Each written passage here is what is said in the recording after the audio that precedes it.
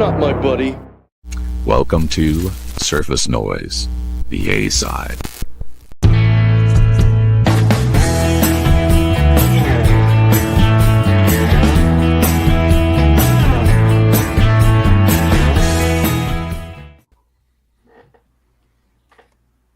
I have to redo the intro video as we're in a transition period here at Surface Noise.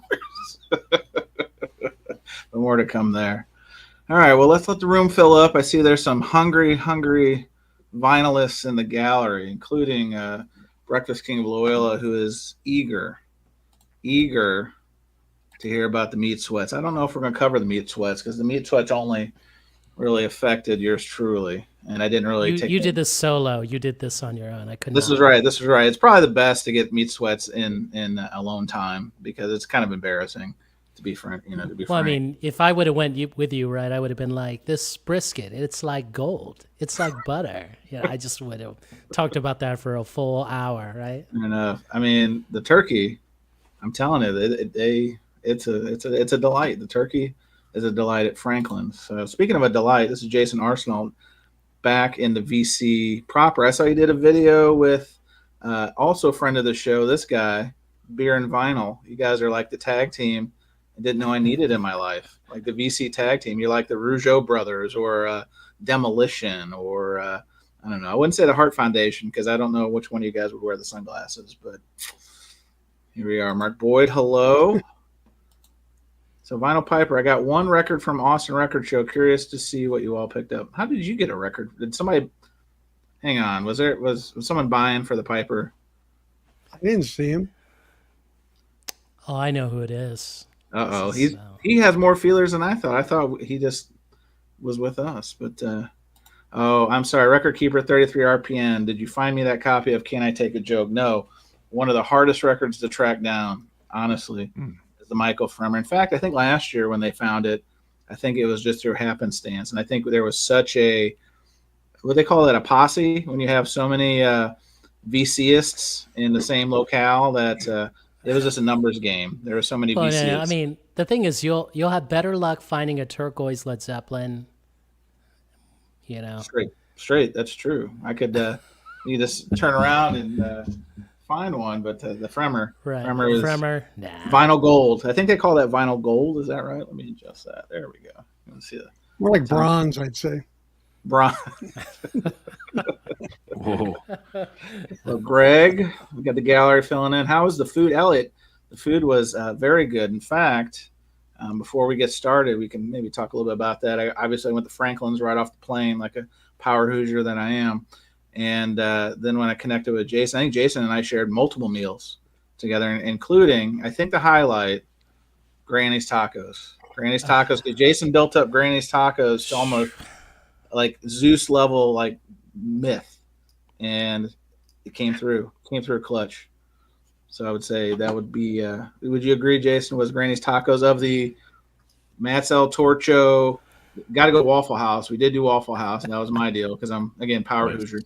And then did we eat anywhere else? I forget. I don't think so. That was Bing, Bing, Bing. Yeah. I had a place called Toss Pizza. It was really, really good pizza. Like Toss, like TOSS? Yeah, TOSS. Okay. What style? Would you say New York style? Would you say New York style, I'd say. Okay. All right. I can get down with that. Hold on a second. What is New York? Oh, that's right. We got these New Yorkers on the panel. They're really going to get particular about this stuff. What the hell is going on? It's what their menu said, so I'm going with okay, Bianca. All right. My bad. You just David, we have a question for you. Are you giving out more free records tonight? No, I'm just still boxing up the ones from last night. Got them all ready to go. Excellent. Richard's Tap House. Welcome. The room is filling up nicely. I think Andy G is here. Andy G, where were you last night? Andy Z? I think we were working on aliases on the Bianco program for you. Like a shared spaghetti noodle. There's no Lady in the Tramp activity. 90 seconds in, and already a Fremer and turquoise Zeppelin reference. Wash, rinse, repeat. Well, listen, When you go to a concert, Patrick, you want to hear the hits, right? Like we're getting the hits out. Wait till we play the new material. It's gonna knock your socks off. You're not gonna be. Don't able worry, to we'll talk about John Sykes and Whitesnake later if that's gonna wet your noodle. Whatever you want. I think Steve Vai's in the backstage, so Steve Vai might pop on if we're lucky. I don't know. We'll see. Delightful. All right. Sean's here. Hey, Sean, how are you doing? Final Dreamscape. Hello. I think I've caught most of the names. Let's see. Chase is here. Hello. Waffle House. Were you trying to get a mention on the local news? Funny you should say that. I had to educate Mr. Rojas here. He had never seen those brawl videos. That literally this Waffle House now. You used to be able to go Waffle House 3 a.m, 4 a.m, whatever. They've put these windows. At least at this location in Austin, you can't do that. They're open all night, but they have like takeout windows at the front. So if you literally, I guess the brawls are in the parking lot because they would take those aluminum chairs, and then they would literally like smoke each other with them. So makes a lot of sense. But no, Waffle House, so many good times in the Waffle House. Waffle House is better than Denny's. This I agree with you, Patrick. Denny's Moon or Miami is a nice late night pick me up after the closing of taverns, but come on, smothered and covered. That's the way to be. Travis, hello, Mr. Travis, good to see you. Now hang on a second. We've got a contrary opinion. Got to have deep dish because of the Chicago Pope. Come on, too soon. We need it. I need a John Walsh and Ghost of Robert Stack profile on the Chicago Pope situation because unbelievable. But hey, first U.S. Pope, ain't that something? Chicken and waffles, yeah. Chuck, all about it. Yeah. Go to Roscoe's. You go to L.A. Go to Roscoe's. Piper knows he's here. Yeah. Hey, listen, working on Steve Vai, believe it or not. I got that Bad for Good album with Danny Cooksey. I'm going to try to make that happen. We're going to get Danny Cooksey on one of these programs. Trust me on that one. All right. Well, this is Surface Noise. Back in the building. We took the week off. Apologies, condolences, and all the above. There's only so much time in the day, and there's only so much you really want to see this. So I gotta put on the olive mask, and as you can tell by the title of this presentation, went on a road trip, got on the Metal Bird, went south, visited the folks in this fine state of Texas, including Mr. Rojas and Mr. Bianco, which we'll get into that. But let's do the introductions, and then we will do I wouldn't say a full debrief because it's only 60% of the panel that is active in the Austin conversation, but we'll get down to the nitty gritty. Joining me tonight for Surface Noise, you know him, you love him. Just had 5,000 subscriber celebration yesterday. David Bianco. David, good evening. Hey everybody, thanks for having me. Hey, going strong 2 days in a row. Look at us. Yeah. We're gonna run out of gas about midway through this one.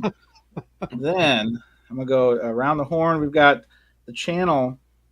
Arnaldo used to love when I would plug it, and then last time he's like, "You don't have to plug it anymore." But I'm gonna plug it. Fidelios_frequency. It's Arnaldo. Arnaldo. What's a good word? Thanks for the plug. I just said it because whoever's on this stream probably already knows my channel, right? Unless we get like 500 viewers, then yes, let's plug it. We get new viewers. Always much appreciated. It's an old saying, are you a shower or a grower? And I think we're both. It just depends. It depends on the topic, depends on the panelists, but we get some new people coming in here, and we unfortunately have to block most of those new people for their outlandishness. But and I forget, there's a bigger audience on the podcast, so definitely.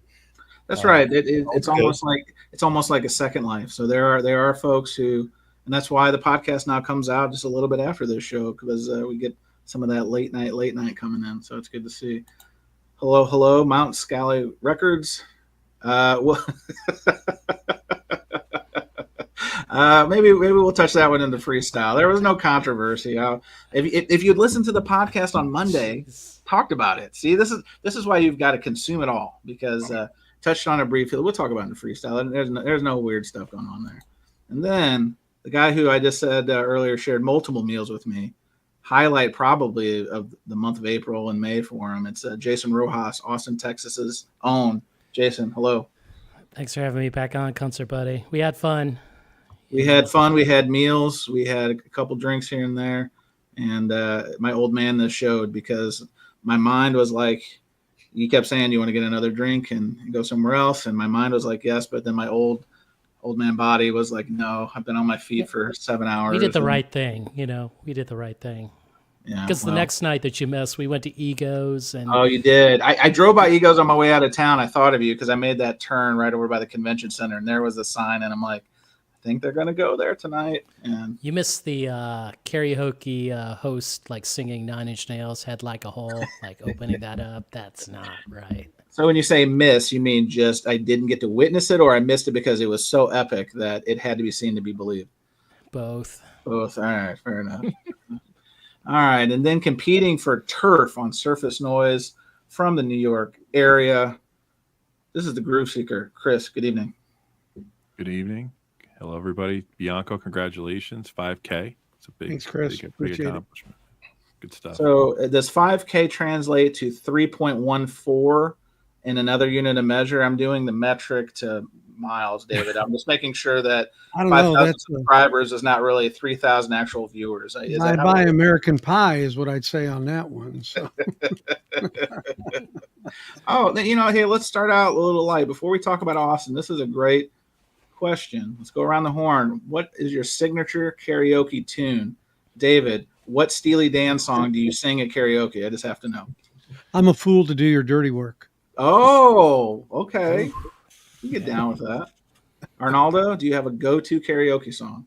I have never done karaoke. Oh, no. Well, that's going to change. That seals it. I'm coming, WFMU. I'm coming back, and we're going to find the dirtiest, slimiest karaoke bar, and we're going to make this happen. Rojas, you just said you were at Egos. What'd you do? Paul Simon, you can call me Al. Oh, Yeah, Then you go out to the audience and perform that. You start pointing at the people, and then do a little pass the Chevy mic to them. Chase. Yeah, you pass the mic, they sing the chorus. So you can not have to do all the work. crowd There you go. participation, style points. That's pretty good. Pretty I good. like that. Mhm. All right, Big Chris, what's your go-to? I'm scarred from years of bartending. I call it scarioke, and I don't participate in all those games. Fair enough. Well, I got to be honest. I haven't pulled out the karaoke muscles in a minute, but the last time I did, I was in LA at the Omni Hotel, and I might have done some Billy Joel, Piano Man, and I might have got a standing O. I'm not making it up. I might have got a standing O. I'm just See, saying. you would have done well if you went with us. Like there were two Billy Joel. Like someone covered Vienna, and then I made a joke like, "That's that Billy Joel. That's that Vienna. No one's going to cover Ultravox Vienna." I'm like, No. man. Well, we had karaoke one time at a work function back when I was with the Swoosh, but I wasn't comfortable enough with my coworkers. I wasn't ready to unleash that side of the personality, so I just kind of laid back and had the unlimited beverages and played it right. So yes, I think I'm due 2010. I was in LA at the NBA All-Star break. The NBA All-Star game I think was in Dallas, and so we went to LA just to kick it. And yeah, now actually, Chance seems like an uptown girl kind of guy. Not a bad song. That's all I'm gonna say. If Not a bad video.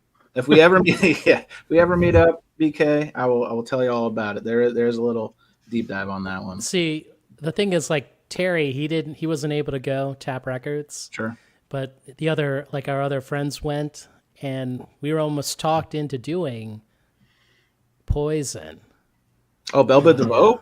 Yeah, we almost did it, But I was like, no, like I can't do that. Like I have to practice. If I don't hit that high note, this is not going to go well. Like So you have who to would get have been on the your knees. who would have been the Ricky Bell? Who would have been the Ricky Bell in the situation?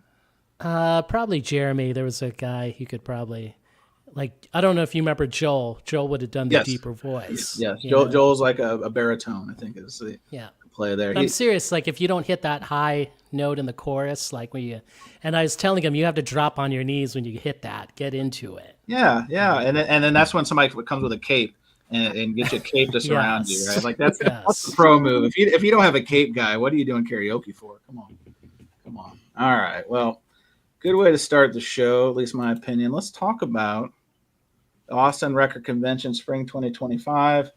I was a late decision maker on this one. I had other plans and moved them around, made it happen. Once I threw the carrot out there through the social media world that they're opening up that back annex room, and they had incredible amount of vendors, it became clear that my vinyl density, my vinyl destiny lie in another trip to get that one. Back to the future. That's right. It lied in another trip to Austin. Plus, if you wait long enough, at least where I am, you can get a decent ticket airline. Although I didn't know this. I missed the whole Newark thing the week before with the Newark radar situation. So people kept saying, are you worried about flying? And I was just, ostrich in the sand. I'm like, it's the safest way to travel by data. Like, I'm not like the stuff that happened a couple months ago. And then I literally was on a run today listening to a podcast talking about the Newark thing. And I was like, wow, maybe that's why there are only 50 people on my flight back. Maybe. But, so Austin, David went down helping his friend and friend of the show, Armando. The store is Vintage Mio. It's in Waco, Texas. Just a hop, skip, and a jump from the, what do they call that? The silos of the Chip and Joanna games. Silos, yeah, the silos. Yep. So really good guy. And then obviously Jason lives in Austin, so I got to see him. Eddie Perez, who is here. Eddie was a surprise. I was looking at records, and all of a sudden I felt a tap, and I had to brace myself. I thought somebody was coming for the king, and it was Eddie. And Eddie, it's good to see him. And people who watch the programs, listen to the podcast, stop me. It was really nice. That's always fun to do. But David, first impressions, since you had to loading in, what did you think as a seller for the Austin convention? What were your impressions from the seller point of view? there was a lot of competition. We were in that back section that got opened up. That annex, yep. Yeah, so, we kind of were of the belief people were spending money going through 2/3 of the vendors before they ever got back to us, kind of thing. Oh, wow. Yeah, so Didn't think about that. Okay. Yeah. So, it was a little slow, I thought. I mean, Armando did really well, but he brought a ton of records and he had a lot of good soul records for $5, and they really flew off the shelf. And, but all in all, I mean, honestly, I only had 4 boxes of records, and I did better a month earlier in Dallas in 1 day than I did in Austin in 3 days. Wow. So that gives you an idea of, a few of the records I sold. Now, I did sell a Rhino Cars sealed copy.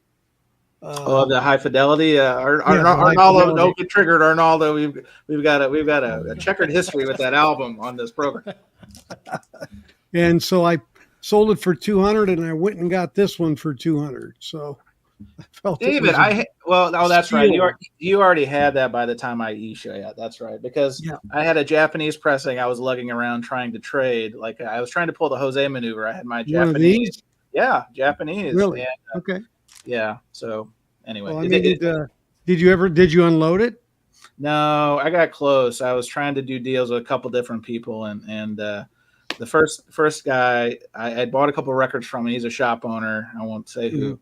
And I bought a couple from him on our early bird Friday, and then went to trade on Saturday. I brought the trades on Saturday to kind of free up some working capital. And the offer was extremely, extremely low. So we put back what we were thinking of and just carried on our way. And then I met, I think Richard is his name. He's a guy from San Antonio who I like shopping with every time I'm down there. And he was great to do, but he took didn't take that one. But we did a nice deal. So trading, you can trade at these shows. Highly recommend it. Yeah, no, that's a good thought. But I mean, it was fun. It's a lot of work though, guys. I mean, loading, unloading. I mean, we were up at 3 a.m. on Friday morning coming out of Waco. So long day. So David, this one I'm going to direct at you. Trevor's here, Flat Round in Spun, BC. He said, did anyone see Mr. Third Man Records there in Austin? Saw he was at the record show. Well, David, how would you answer this? I did. I got a picture taken with him, as did a lot of people, frankly. He was really generous with his time. He was there a few hours, between 2 and 3 hours. He bought quite a few records. So, and he was right in front of our booth for probably 10 minutes. And David, was there any truth to the rumor that he asked, hey, where's that guy Jason Rojas who hit on Meg back in 2001 and said my music was trash? Did he ask that question? Well, He said something about JR. I didn't know it was him. Oh, it was Rojas, because that's a story. But no, that's good. Thought he was talking about the guy from Dallas. I didn't know what that was. J.R. Ewing. Right. Meg, forgive me. Meg, forgive me. Oh, man. Too funny. All right. Well, so there's the seller end. So David, you said you did better in Dallas in terms of selling records. Yeah. What did you think about the volume of people, especially being there back in the annex part? Gee, Saturday was nuts. I mean, Saturday was walls of humanity. Friday was really slow. Sunday was decent, but not nearly what Saturday was. You know, Saturday was like you really had to keep your eyes. You had 4 or 5 people on your looking through your records. You really had to keep an eye on what was going on in front of you. Do you think there's some pickpocketery going around? Well, sleight of hand, Sleight of hand. Okay. Yeah. I mean, just, it just got to be where you needed to really keep your eye on things because there were people coming in and out quite frequently. And then they pick a record up, move it over, 2 bins over, and you know what I mean? And then, so that kind of thing. But yeah, Saturday was just outrageous.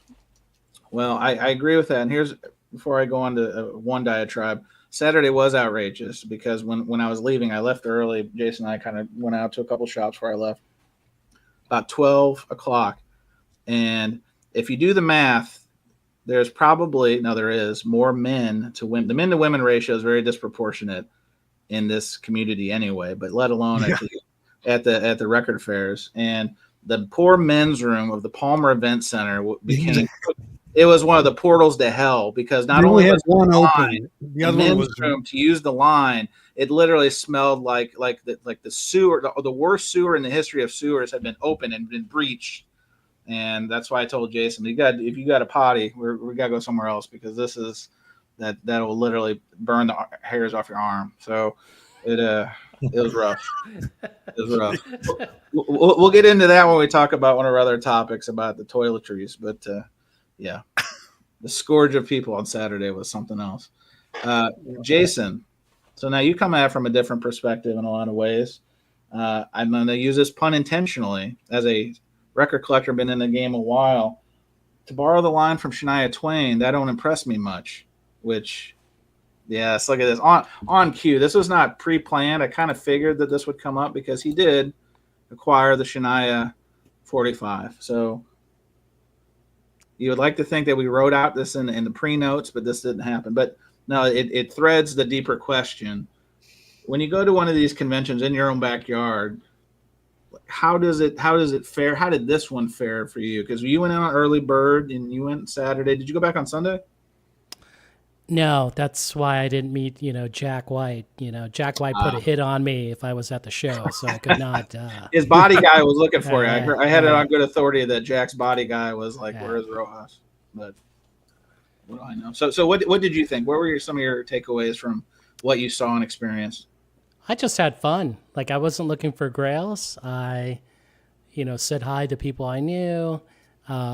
I think when we first entered there on Friday, right, I knew the slow-low guys, and I kind of yelled at, hey, where's those 90s 45s? And they were like, you said they were like opening the velvet rope for me. Yeah, it's like the champagne room. Jason just shows up, and he's like, where are them 45s? And it was like a golden glow. Oh, and they let him right behind the table, and I had to work for that access. I had a different strategy. I got the brown rope treatment the next day, but I got back there eventually. So, I mean, it was like fun just to again, I had no want list, like looking for, anything that's like cheap or a good deal. Oh my gosh, that's hilarious. Yes. So the Austin Record Show made a prog rock concert look like ladies' night. Affirmative, Trevor. Affirmative to that statement. Sausage Factory, that's another way to put it, Chuck T. Sausage Factory. But not a big surprise. I mean, there were deals to be had. There was a guy who had those 12 inches that were from P. Diddy's DJ, who went to jail, So this was his collection. I went through it real quickly, tried to pull as much as I could. Were the records slippery? I think that question is going to come up. Well, yeah, I mean, the thing is, you suggested I make a video. I didn't do it. I did. That is the ultimate YouTube. It's the ultimate clickbait title. I bought P. Diddy's records. Yeah. Correct. last week. Yeah. Right. I mean, I was like, Jason, this is tailor made. If you want to go into the stratosphere, pass all us fools behind, there it is.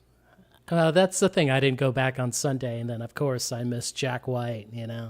So I mean, the cool thing was that Boz Bohr from Morrissey's band was there, and I got tagged in his video, which was hilarious. Former Morrissey band. Yes. Right. I mean, he only spent 20 years with Morrissey, right? I know. It's sad that he's no longer part of the. I don't know what happened. Part of the circle, right? Circle of Trust. At a previous record show, I came upon a dealer who actually knows him, and we exchanged phone numbers. I never followed up, and he was basically telling me how he was selling off. That's why I asked you guys: is he selling off part of his collection, of his Morrissey collection? Because he had so many unique pieces that he collected over the years that now that he was unemployed, or really no longer fully employed by Morrissey, he was trying to sell them off. I think he retired in Spain. And Yes. and I asked him, like, what happened? He's like, he never got the call back. Wow. The ultimate ghosting. Is it Boz Yeah, Burrell? Is It that the wasn't, name? it wasn't falling out, just never got the call back. Wow. So So Boz. Boz Burrell he's dead. He's been dead since, I think, Okay. the 2000s. Sorry, Alex. We didn't resurrect spirits on this one. There's a different. But it's Boz Bohr, right? Bohr is his Yep. name. And he's a great guy, like real gentleman. Like, was telling me stories. Like, I was trying to keep cool, like Arnaldo, because I was like, this is the guy that wrote. I would have been helped total write- fanboy. Well, no, I mean, he was like the guy that wrote like the more you ignore me, the closer Yeah. I get. He And I wrote just like some good sitting there songs like, for Morrissey. I was like, oh my gosh, like, and he wrote Sunny, right? And I was just like, He wrote some great songs. I was trying to keep it cool, like, oh my gosh, like I shook his hand, we did the video together, Well, what inquiring minds want to know, because obviously, so Jack White there on Sunday. I think he performed Sunday night at the Moody Center. Boz, this gentleman Boz they're talking about, was there. We got early indications, or at least a heads up Friday late when the early bird was closing about 5:00. We heard these rumors that Raekwon was going to be there, and of course it's so preposterous. You didn't really think that this was accurate, but Jason went back Saturday. I had to get out of that. Me and Raekwon can't be in the same spot. There's a lot of bad blood there, so I had to bounce. But was Raekwon there holding it down? Yes, he was there.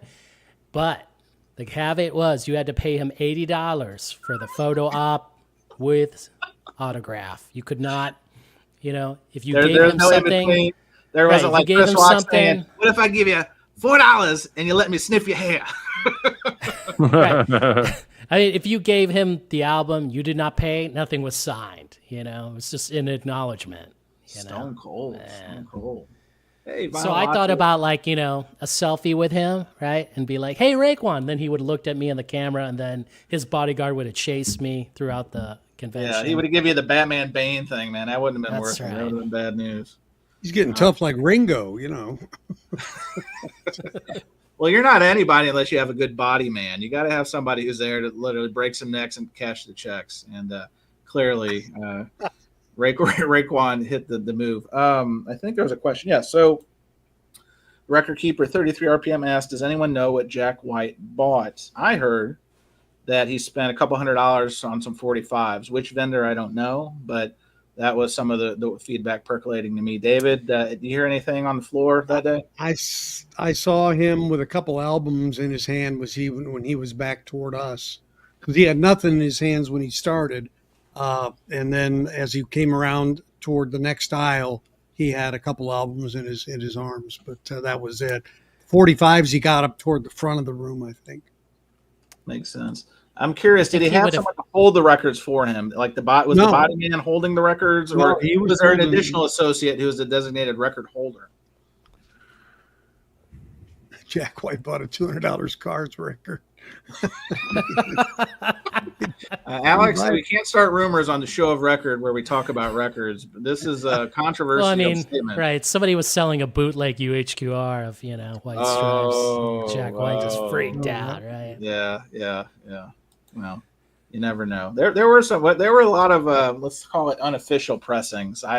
In fact, maybe in future weeks, I'm currently involved in a situation, so maybe I'll have more to share in an unofficial capacity later. But check them pressings is all I'm going to say. Check them pressings. If you're taking show notes, check them DEM pressings, because you don't want to buy the wrong thing. That's all I'm going to say. Can you show flat? Oh, there we go. Hang on, here it is. So Norman Maslow, breaking news. Hang on, we've got breaking news. Mazzy is breaking it from miles away. I've even got a new one. You ready for this one? He says Jack White bought the only Fremer album in the house. So now we've solved 2 questions with 1 answer. There it is. Thank you. Hashtag fake news. Come on. Can you show Flat Round and Spun's comment? I can. This is Trevor. He says the only time I saw Jack White or the White Stripes was at a club in my neighborhood a week before White Blood Cells came out, the Magic Bag in Ferndale, Michigan. Wow. So I think like in Corktown, I met Meg White at, I can't remember what the club, if you know what that place is in Corktown, that bar. Jason, we've got another controversial take. Mark Boyd says he wanted that Shania Twain 45, but conveniently someone else snagged it. Jason, how do you please do these charges? They had another copy, but I guess Jack was a little late on Sunday, I suppose. It's a hot piece. It was a hot piece. Everybody wanted that one. Unbelievable. Tim is here. University of Vinyl. He says Jack White was at the Rockies Tigers game today in Denver. He's getting around. Yeah, he was in Dallas. He was in Dallas 2 days ago. This guy's getting around. When he was in St. Louis, I don't think he did anything. I think he just came and played the gig. He was so unimpressed with our just collective St. Louisness that he just is like, I just want to get out of here. There was no Jack White sightings that I was clued into. Oh, we have an answer. The Lager House. Jason, that's the Lager correct. House. So Flat Round Spun. I'll never forget Meg White and I looking at each other, and I was like thinking in my head, like, you're really short, like really, really short. And then she was holding hands with a friend of a friend, and my friend's like, "Are you dating Meg?" And I was like, "This is becoming awkward." God, like that's not how you say hello, right?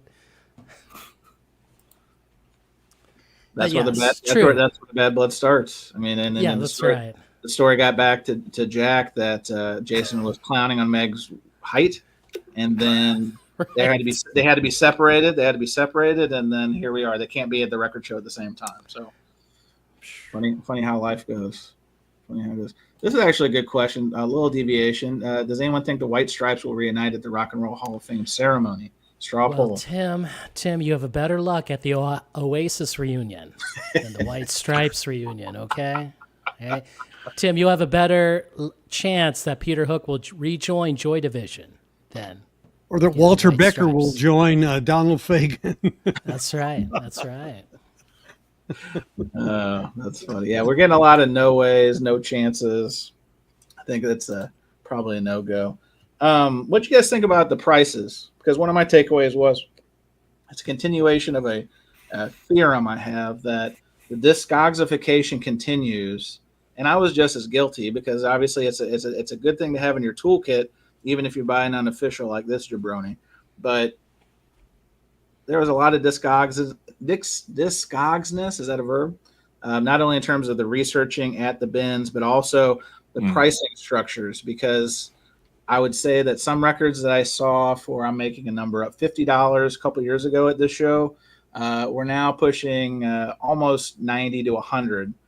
And as far as I know, there really hasn't been a big run on some of these titles like you would think would warrant such a thing. So they were even elevated from Dallas at this show.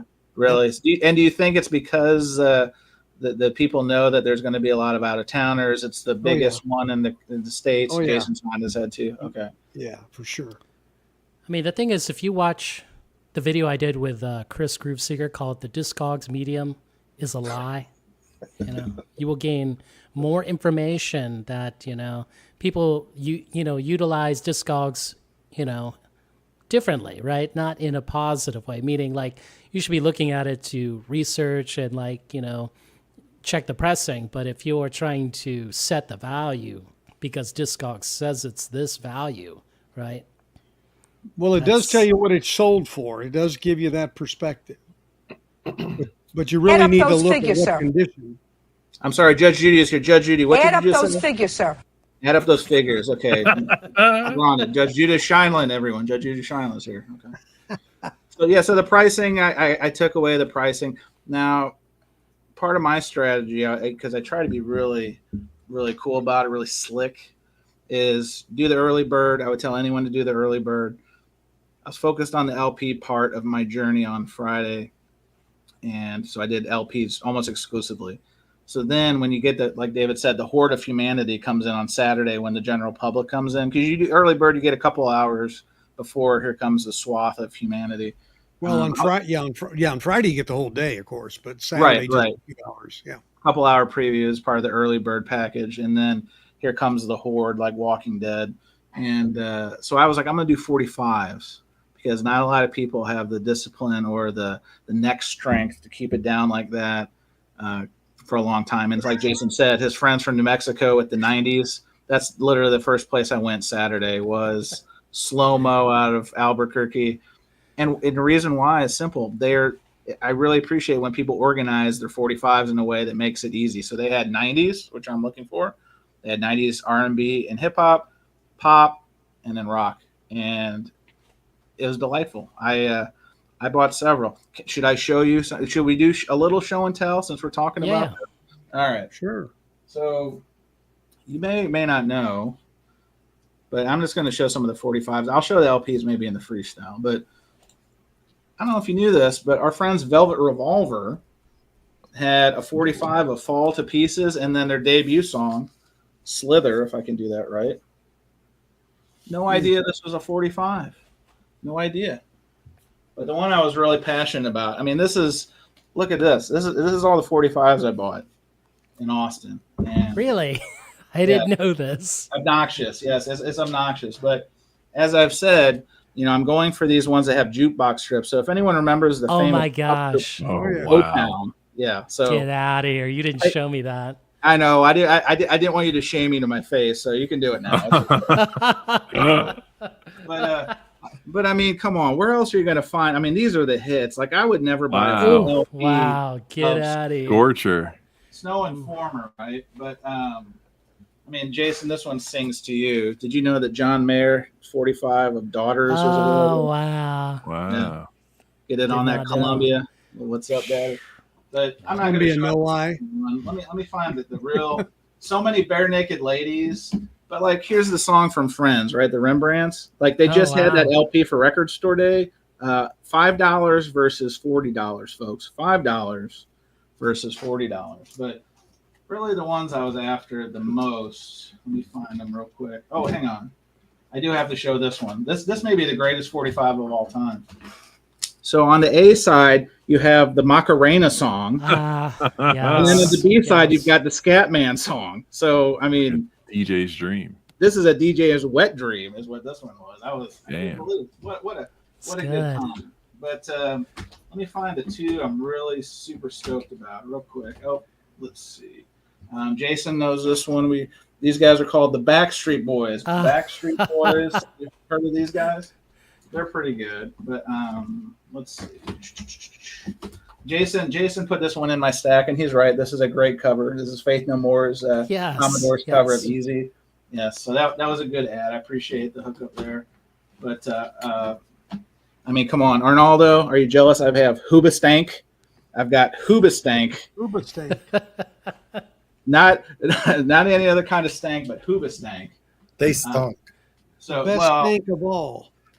So this was one of the ones I was really after because Jason got this one last year for what, $25? $25, I think it was. Yes. The price is depreciated because I got mine for $15, so I was very happy to get this one. Smooth by Santana and Rob Thomas. That's not that one. Let's see, and then my girl Fiona Apple, Criminal. The sexiest song of the '90s. I mean, come on, man. But no, the one that I was really excited about, outside of all these, I was excited about a lot of these. Hanson, hello, come on. This is a powerful single. You got a good A and B side, but the real coup de grace. Let me find it. Hopefully it's in here. It should be. Harvey Danger, Flagpole City. Man.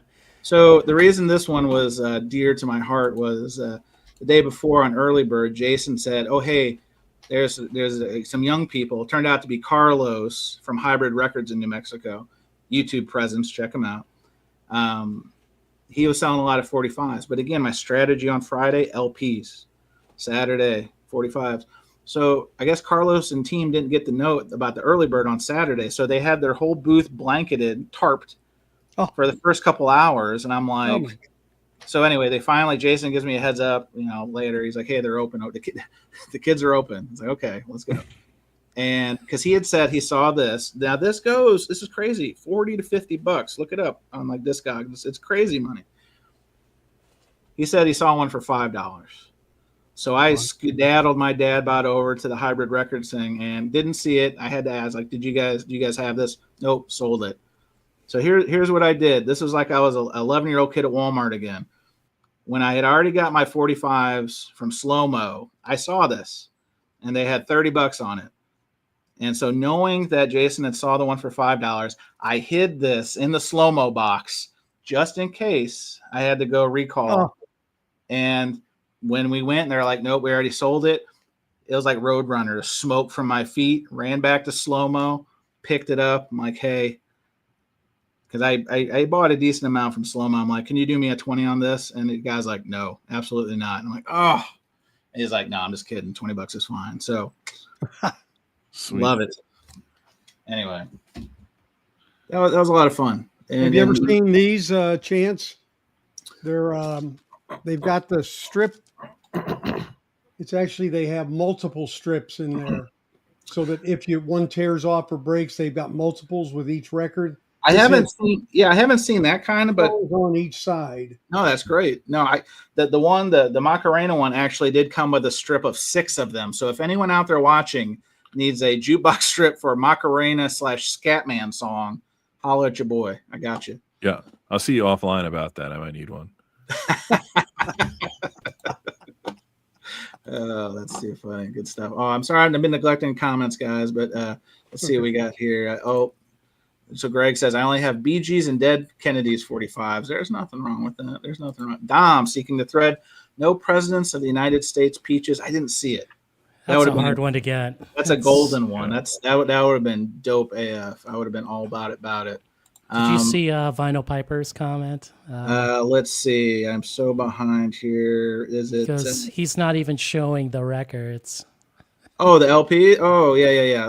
You gotta stick around. I do have. Listen, I don't want to bore everyone. We gotta keep you waiting on the edge of your seat. This isn't a full service operation, but we're gonna talk about it.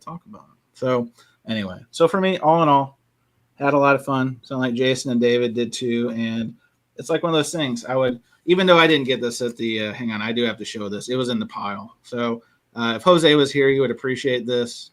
But I played that song on one of our shows. Remember the Heights, that fictional band from Fox with Jamie Walters? How do you talk to an angel? Oh no! From 90210. Correct. Yeah, there is a 45. Wow. And I have not one but 2 of them. I found them at my local, $3 a piece. So if you want to get romantic, holla at your boy. I got another one. Anyway. Damn. But no, I would highly recommend everyone. A record collector should always go to Austin at least once because the experience, sure. Yeah. Vinyl Latte is right. That Scatman LP is impossible to find. That's right. So I'm content with my old 40 here, 45. Cesar, last comment. Hang on. Cesar is here. I got it. He's my guy. I got to find his last comment. There's so many comments here, Cesar. Hang on. I'm digging through. Is it the O-Town comment? Liquid Dreams. Yes. Yeah, it's Liquid Dreams, of course. What other O-Town song can you name? I mean, help me. Anyway. All right. Well, Austin, a lot of fun. Here we go. We can do this. The rare items we saw on the wall. So real quickly, guys, what were some of the things that caught your attention on the wall records? David, I'll start with you. Did you buy one you No. saw on the wall? No. Okay. Lasan RL for $999. That's overpriced. Yes. Yes. That was a starting price. So overpriced. There were That was some the people starting talking point. about it, like, this like hot RL, and then I wanted to drop like, yeah, it's not even as good as the UK, but I was like, let's not get into this no. discussion. Let's drop it. Some guy asked a woman what shape the record was in. She said round. So That's awesome. Oh man. Unbelievable. I did see, I probably should have loaded the picture. There was one vendor that had the Taylor Swift red CMA promo copy that friend of the show, Southern Grails, has on eBay right now for a couple thousand. Side note. But yeah, that's the one that apparently is highly coveted. I don't know if the pressing information is any different than the general release one that came out later, but it's got like the promotional materials. David, how much you think you wanted, this dealer wanted for that record? 25. 3,200, Daddy. $3,200. So for the low price of $3,200 or a good used Audi, you could have the Taylor Swift red CMA promo copy. Okay. So the thing here is that I told Arnaldo there was a signed Morrissey record, right, from Boz's collection here. There it is. There it is. But Arnaldo was like, no, that's a repress. I'm like, Arnaldo, it's not like Morrissey. They repress signatures? I didn't never do that. This is not, But I mean, then again, I saw that one that was signed for 300, right, versus the No, 500. wasn't that one $5? Yeah, that was $5. Yeah, this is Sure, you sent me the picture. I was like, no way, I'm paying $500 for that. man. Arnaldo was insulted. I mean, $500? Are you kidding me? Come on. So Chance, it's obviously bigger than WFMU, but how does it compare from like a dealer perspective? So sample size. I've only been to WFMU once, right? This is my second spring show, and I've done 3 fall shows for Austin. Okay. I would say, and a lot of similar dealers, like what's the Vinyl Rescue guy? He goes to both, I think. What's his name, Arnaldo? You know him on a first name basis, right?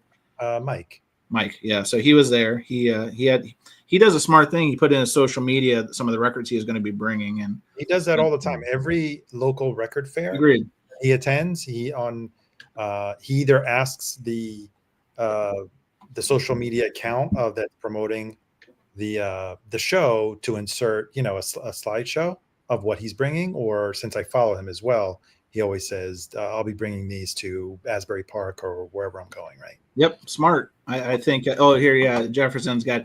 Is it okay if we share his last name? Michael Overn is. So if anyone's getting upset, that was Jefferson that gave that information. But yeah, no, he's a very nice guy. I've bought stuff from him before, and he does bring good records, like to every show I've seen him at. So and he makes good deals. Oh yeah, for sure. If you're buying more than one record, definitely he'll give you a fair price, more than fair price. I agree with that. So overall, to answer your question, Groove Seeker, I think I'd say the dealers are commensurate. The mix is different, right? So I saw a lot more hip hop, R&B, really hard to find, I would say, records overall at WFMU. I saw a lot more what I'll call wow pieces at WFMU versus Austin. I saw like still wow pieces, but things that you see like, should I do it, Jason? Should I just go ahead and do it? My wow piece that I acquired, should I? Well, I mean, before you tell that, like Arnaldo was looking for a certain record, and we went to that one table, and did you guys go? Was it the photocopy or was it the real record? Okay, which one are we talking about? The virtual shopping experience? No. Okay. This is so at the end of the day, Jason, is that the one you're talking about at the end of the day, Friday? Yes. So at the end of the day, Friday, Jason sends me a note. We're separated, and he says, hey, found somebody has a Blaze. Actually, Jefferson's here. Maybe he can comment on this. Someone has a Blaze Foley. You want to see it? Sure. I have a copy, but mine has a nice cigarette hole burn in it, which gives it a little bit of patina, but you can always look for an upgrade, okay? So I go to this dealer, and he's got a Blaze right up on the wall. Sure as shit. And what else is there? I think is what Jason was alluding to is Arnaldo gave me a list, and throughout the day I saw a couple, sent him some imagery. This one was more reasonable, and so I'll let him. It's currently en route. I think he'll get it hopefully by Saturday or Monday. But you had like the deal of the century on it. Oh yeah, totally. And Chance was gracious enough to also talk him down a bit. So yeah, sometimes patience pays, because you saw it twice. The first time I felt that it was a tad overpriced, and then. Well, can I spill the beans? Because people are probably like, what are you talking about? So REM, first out of time, first press, US, right? And so one dealer earlier in the day had. I think you got me automatic, because that's the one you showed me. Hang on a second. No, out of time. It's out of time. Are you serious? Yeah. Oh no. Oh you got me out of time? Yes. No, seriously. Dum. Jason. Yeah, that's the one. Oh no, did I flub this up? No. Oh no. We'll have to take that one offline. This is a total botch McGillicuddy. Yeah, I thought that's the one. That was the one. Well, Chance, it wasn't on the list. Oh no. Well, listen, I just flubbed this up. Look at this. Thanks, Jason. I think we'll have to end Surface Noise early this week. No. Live disappointment. Oh no. We'll talk offline about it. Tag team blues. Oh no. What a mess. Oh yeah. Hang on. I do actually have a drop for the incompetence. Hang on. Here's the drop. Where's the I think I do have that one actually. No. That one. Or there you go. This one, yes. Yeah, we need to delete the channel. Paul's right. It's time to delete the channel. This is an epic disaster. Did you get automatic for the people? Hang on. What's the one losing my religion? That's out of time. Yes, that's the one. No, man. Oh man, I flubbed that up. We'll figure it out. I'll figure it out. Well, I guess it'll tie into the next topic. People you can't trust in the VC, part 1. Oh no. Yeah. Well, here we go. All right. Well, great segue. We killed this topic. Yeah, we're out of time. We are out of time on this topic. We're out of time on this topic. So let's change the topic. Ultimate disaster. It's only been an hour. Yeah, it's only been an hour. Well, this one won't take us. We can knock this one out pretty quick. So, topic 2, building the perfect record store. Wow. So, building the perfect record store. First is to know what you're talking about. So, this guy. The second is there's no budget. There's no limitation to where we can go. So, Chris and Arnaldo, I'll start with you guys since we did a lot of the smoking and joking for the first question. Chris, when I say building the perfect record store, what are like the first thing you think of? Well, I took a little bit of a different angle on this. I came from the shopper's perspective. Sure. So if I own a record store, besides the obvious, a lot of you guys we're all going to say, but number one, I'm talking about member perks, like some kind of rewards program for my regulars, right? I think that's going to have to be key. Hang on, Chris, I gotta address this. I'm taking some fire, and rightfully so. Untrustworthy VCers, Captain Spaulding #1, and tied for 1, me, and then Sarasota Joe. Wow. Sarasota Joe. I mean, this is a very dubious list. This is legend, right? This is tough. This is tough. So, Chris, I'm sorry, I had to meet that one head on. No, man, it's all right. I have to take my lashes on this one. It's I feel like you're. So, did you make a folly or not? Is that confirmed? I think I made a folly. I think I made a dookie. I think is the official made a dookie. Yes. Well, they gave you the cards so we can call them back and be like, trade for that Blaze Foley. Actually, so before we go back to that, I did. So Jefferson was trying to get that record. I did put those two in contact. Jefferson, if you're still here, did that go anywhere? Just tell us in the chat below if that went anywhere. Because yeah. So I think he said he was trying to buy it remote, but he made a comment on it earlier, I thought. Oh, did he? Okay, cool. Yeah. Put him. See, so Yeah, well, I apparently dropped the ball on the out of time automatic for the people. Arnaldo, maybe I'll just give you my copy. I'll make it right. I mean, you're lucky you didn't tell Jefferson about that moving sidewalks record. Oh no. That was like, it was like next to it. Like, it was like, oh my gosh, like what the hell? And then that other guy ruined my day. He's like, yeah, I bought that for $2 in an estate sale 10 years ago. It's like, what? Disaster! What a disaster! All right, so Chris, I'm sorry. Please continue. What other things would be in the ideal record store? I need to get the light shining off of me. Thank you. Yes. Okay, then. All right. So, couple things I would do if I had a record store would be take care of the regular, some kind of reward system, member perks. You know, spend X, get some kind of discount. You know, free records, something like that. I'm getting pretty specific here. You got to have the little stools for the undercarriage, understock digging. Like, you know, when you go into a store and they have below unsorted, like, got to have stools everywhere, or at least somewhere I can bring them over. Because I'm a big guy. I can't be getting down. You know what I'm talking about, Bianca. Oh, yeah. I don't know if you're laughing at me or the comments, but I'll take it either way. No. David's just an opposing figure. You guys haven't met. I didn't know that. That's why. No, he was doing it because I'm old, and I would validate that that's really important. Well, you looked pretty excited about it. I'm like, oh, this one's gonna go over like a Led Zeppelin, but you're like, no, points. I would do a lot of in stores of local bands as much as I could.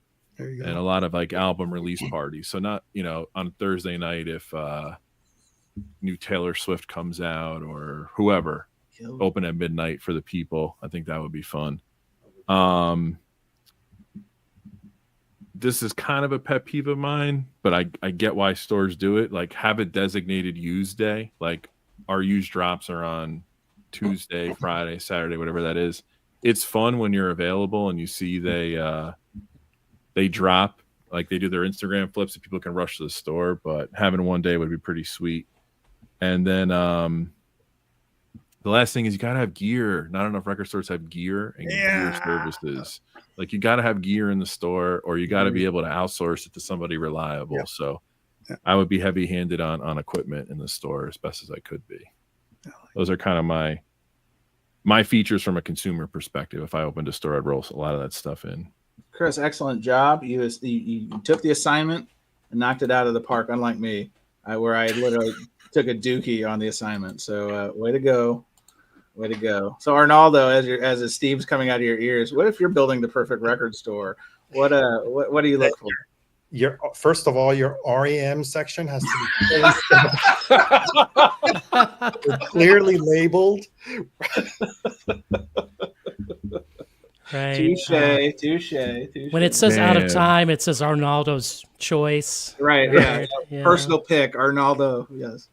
No, taking the cue from Chris, definitely the gear, not just gear that, and I get it. You're going to have customers that are clumsy, that will not treat a record player like a normal human being that listens to records treats a record player, but have pretty reliable gear. Some of these headphones that I put on, they're just, apart from the fact that they're quite disgusting, you know, you're putting something on that was on someone else's ear. But you don't like earwax on the earphone? Yeah, you gotta have the Lysol can there. The sound that comes out of the headphones and the volume knob that doesn't work. And I'm like, it's to your advantage to make the record sound as good as possible. Not like it's being broadcast through Campbell soup cans. It's like, it's ridiculous. Yeah. I am not going to name the store. Jason is a big fan of this store. I'll name the store. I know who you're talking about. When he showed me, do you have a playing station? He pointed to something that looked like it came out of a Cracker Jack box. And I looked at it. I was like, are you sure you want me to play this record on there? Okay, so that's the gear part.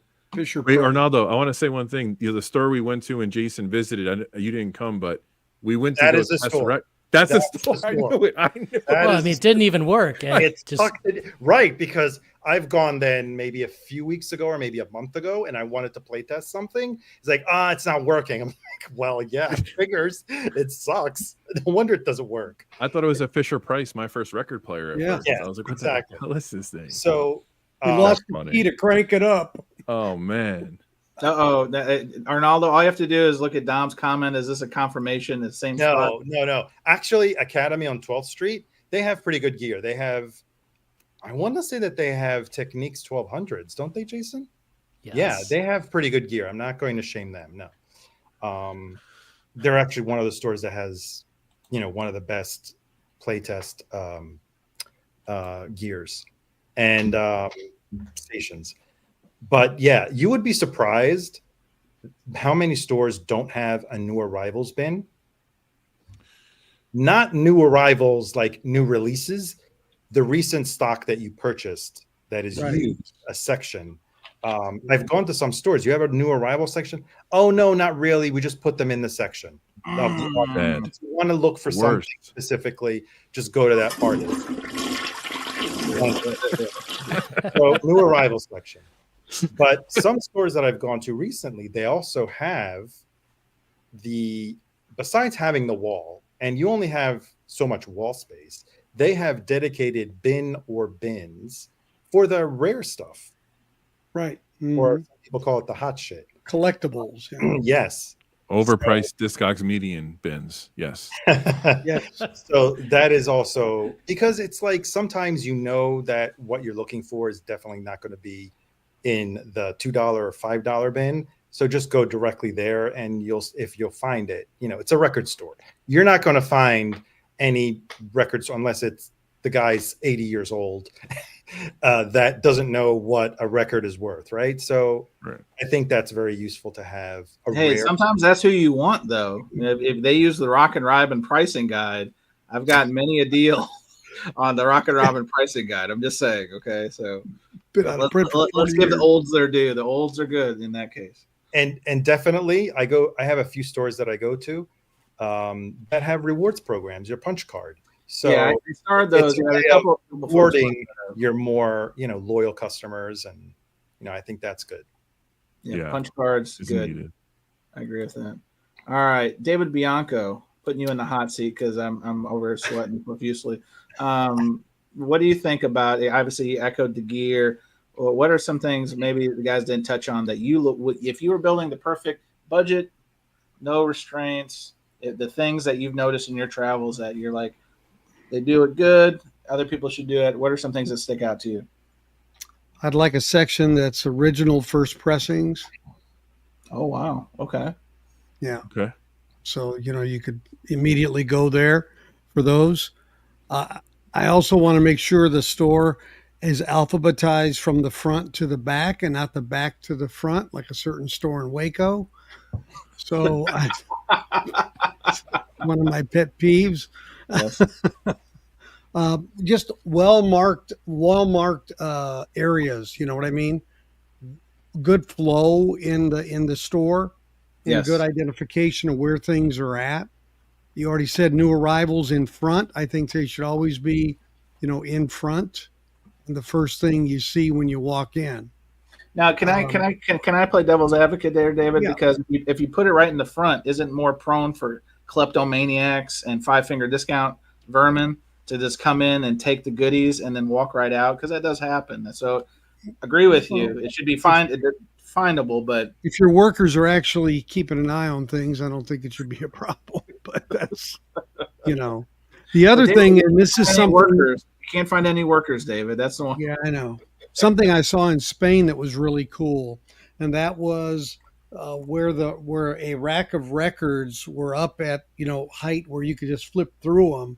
On top of it, they had a thing on rollers that had CDs in it, and you could push that to the side. So they got they were able to give you more space for square foot. It was really kind of cool. So just innovative storage methodologies. And of course, something for short people, whatever, help those. We call them the vertically challenged, David. The vertically challenged is how we refer to Randy them. Newman didn't call them that, so I'm not going to call them that. Good stuff, David. Jason, All right. hearing all this feedback, what are we missing? What are some things that you think or you've seen or you've observed could be better if you were building the perfect record store? Have a listening station. You know what? Have 2 listening stations. Oh, hang on. You know, like Human Head. Well, might as well have 5 or 6. Boom. Yeah. You know, always have a fresh copy of this bad boy for sale. Always. Just do it. We can't make it out. You got to help us. No. It's silver print, so it's hard to make out. Lost in You, Chris Gaines. Always have The it. Chris Gaines record. Oh my gosh. Yes. Every listening station, that should be a prerequisite, is the Chris Gaines. And bonus round, if you're like a great record store, Pizza Fridays with the DJ. You know, new DJ, Yeah. pizza party. Come on. Fair enough. DJ for fair sure. enough. So I think we've covered a couple goodies. The one that I think we might have covered it because I did take some notes. Air conditioning. I didn't hear any of you guys talk about air conditioning. You know, there are record stores that don't have air conditioning. Okay. Which ones are these? There used to be one in Springfield, Illinois called Recycled Records. It was a building built in the 1800s, no air conditioning. So Damn. they're out of business now, but that was because the brothers died You don't want to off. be sweating to your records, you know, Well- underneath this bin, right? I mean, I Was think it just that That's day Richard that Simmons. That's Richard went out Simmons. and they were waiting for the repairman? Maybe it was the day you visited. no, trust me, this building. So this building, Recycled Records was in. It was a family. It used to be like an appliance store or something back in the old days. The brothers took it over, made it a record store. It was there for like 40 years. You walk upstairs to like where the overstock or I guess the used bins are, and the steps are so creaky. Like every time you think you're going to step, literally go through the plank. And they had a sign that said "Stairway to Heaven." Stairway to Heaven. Like how cheesy is that? Like literally go up, and it was unbelievable. So I gotta go air conditioning as one. When Another you one. went down, it said Stairway to Hell. So that's Well, I was sweating so much over all the records by the time I got done because you never go to a place like that in the summertime. Is all I'm saying. Another one I'd like to add is like have a good website, have a good online presence. I know that's not the in-store experience, but you know there's people who want to shop you but don't want to. You know, again, we're a lot of work from home generation going on right now. So it's if I can order it and pick it up. One of my stores has a great website that I shop daily. Order, hold it, and then I pick them up at the end of the week. It's a great thing. And then, you know, I would say have some fun merch and free stickers. I don't hate it, but when you go to a shop and you want to like take a sticker, especially if you're out of town, They're or $1. yeah, $1. Some places call it like $2 or $3. Like if I'm buying a lot of records, you gotta throw me a free sticker, buddy. Like that's just how it works. And then the other one I'll say, well, obviously the bathroom. I don't know. Did anybody touch on the toilets? somebody in the peanut gallery. The gallery said it a couple times. Like, there's nothing worse than going to lunch and then you know you go to record shopping and then something happens. Yeah, that's why they call it when nature calls. And then you're in the record store and they don't have a public restroom. They do have a restroom in the building. I guarantee they don't give a permit if they don't give you a working water situation. But when they don't let the public use it, I have a problem with that. And then the other That's thing an anchor. That's an anchor for the store. Why would you want Yes. somebody to leave? Because I got to take a leak. You know what I mean? Like, oh, I'm not gonna go through. Well, my your, favorite is when they have a like, bathroom. They have a bathroom room, and it's got a toilet and a urinal, like in the same room. It's not like it's like can you get two in one, or sometimes you have the I've seen this 2 toilets staring like literally facing opposite directions, one on each wall. Anyway, and the other thing I'll say is a perfect record store has to have a presence in the community, not just the vinyl community, but also their local community, because I think that is what makes a lasting impact generationally, keeps them networked in the community. And I think Chris was talking about live music, things like that really embed positive memories for their music buying experience. So No, I wasn't talking about diarrhea, Chuck. I was just simply saying it's called when nature calls. And sometimes you have a burrito taco or something that it just doesn't sit right with you. I mean, you just, again.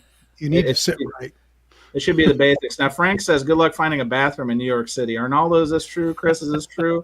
I don't know any New York City record store that has a restroom that you can use. Oh, my God. This is information you should have told me. The street, right? We just go on the sidewalk. We just go on the sidewalk in New York. Oh, my God. J&R was a huge store. They had a record store. I mean, a bathroom. A restroom, yeah. Hang on, they had okay, yeah. I'm picking up what you're putting down. All right. Yeah, but I don't, because they're so small to begin with. So here we've got a Coastal Elite comment from Norman Maslov. It says, Frank, I also go to New York hotels to use the restroom. I love it. That's where you do it. Well, hey, two quickies that are tangential. There's a Starbucks at every corner. You can just go to the Starbucks. That's true. David, what are you gonna say? Quick tangential is not only have listening stations, but the queuing on it has to actually come down softly, not drop down like a rock. Just a subtle thing.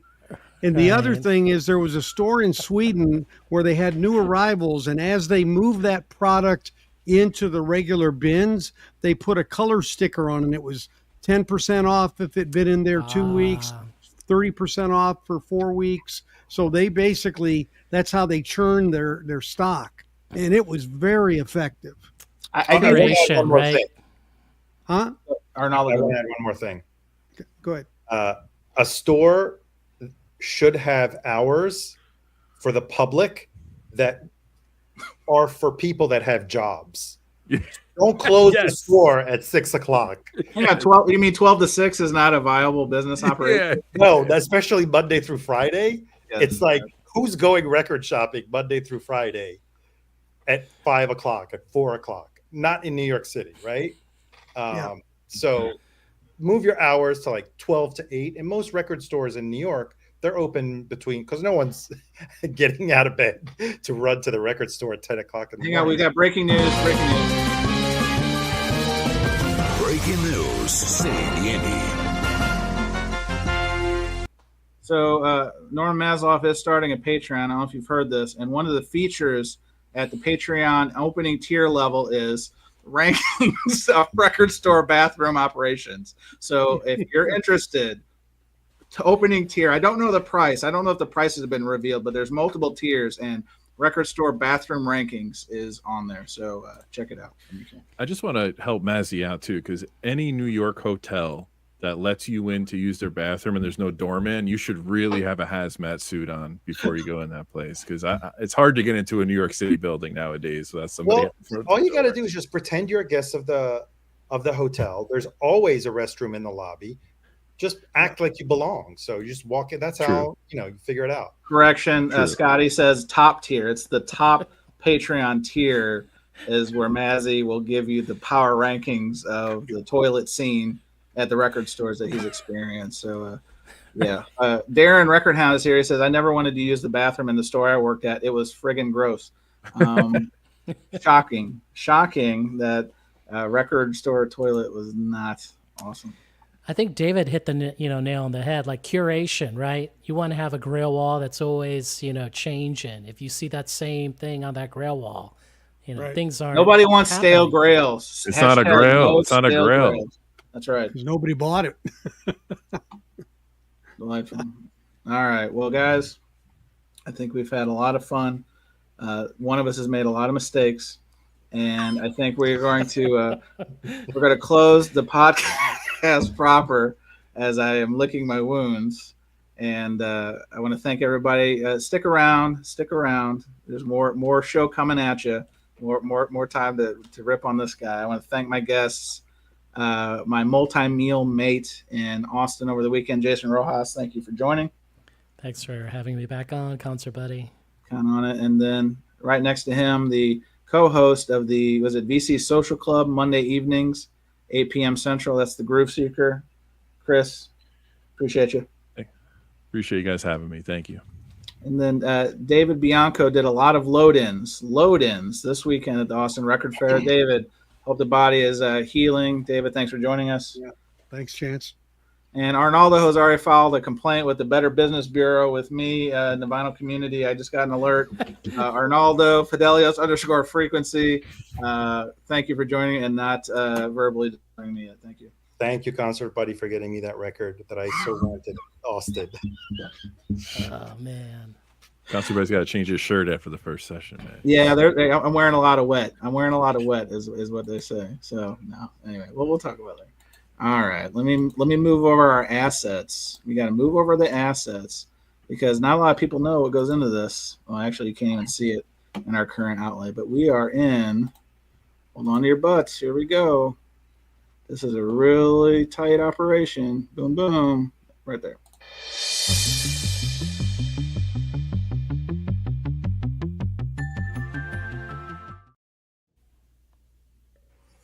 All right, so we kind of had one topic left over. Do you guys want to go into the grip it or flip it, or should we save that for another time? Because we can definitely go into the freestyle straw poll. Should we go into the grip it or flip it? Because I did do a little prep work. I don't read my. Yeah, that's why I was grabbing some records. Oh, okay. No, it's fine. We can recycle it. Yeah, let's hold on to that one because freestyle proper. So you were grabbing records, Arnaldo. Did you pick up some new ones you wanted to show, or no, part of the grip it or flip oh, the grip it or flip it? Okay, yeah, yeah. We'll say. I mean, I could probably add another one.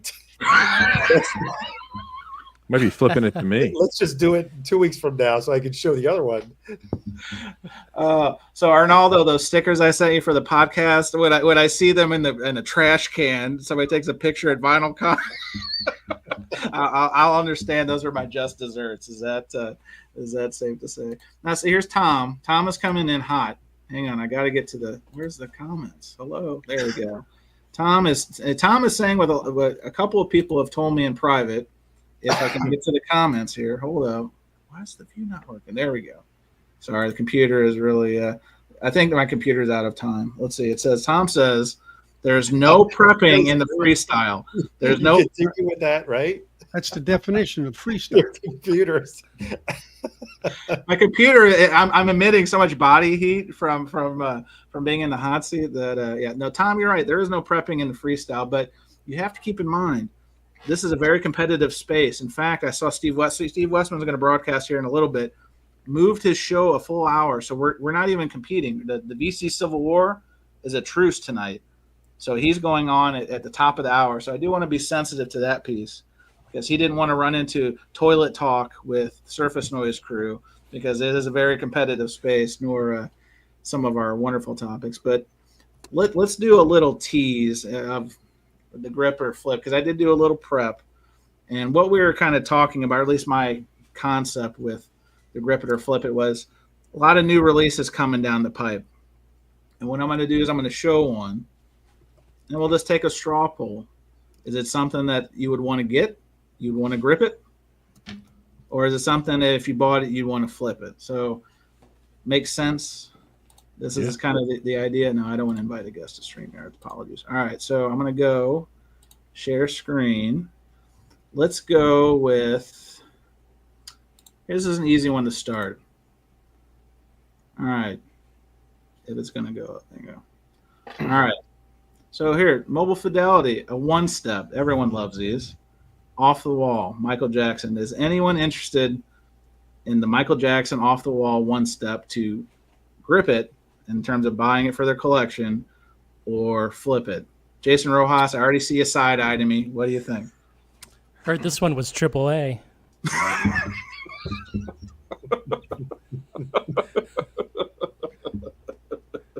I'm going to take that as a neither. This is not, you're passing on Off the Wall MoFi one step. That's a no-go. David, I think you got this one, didn't you, David? Yeah, I reviewed it. Okay, so David bought. So David gripped it. The question is, are you going to grip it and keep it, or are you going to flip it? Keep it. All right, David is gripping it. David's going Groove Seeker. Grip it or flip it.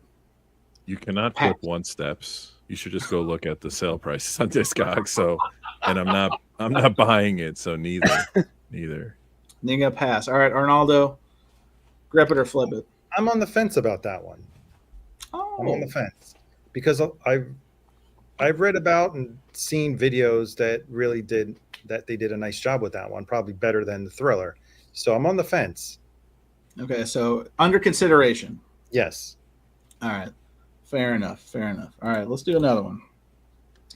Tom, I'm sorry. I know this is upsetting that we've got a presentation like this, but we need to fill the time. You can only beat me up for so much. All right, here's another one. The Tracy Chapman reissue. A lot of talk about this in the community. In fact, I think Groove Seeker, did you get this one too? No. So we've got 80% of the dais did pick this up in one form or another. Color variants be damned. I'll start with you, Bianco. We'll go backwards this time. David, is this one you're going to keep? Now, knowing what you know now, you did a shootout on it. Or is this one that you'll move on to the next guy, so to speak? Yeah, I'm much more satisfied with the original, so I probably would flip it.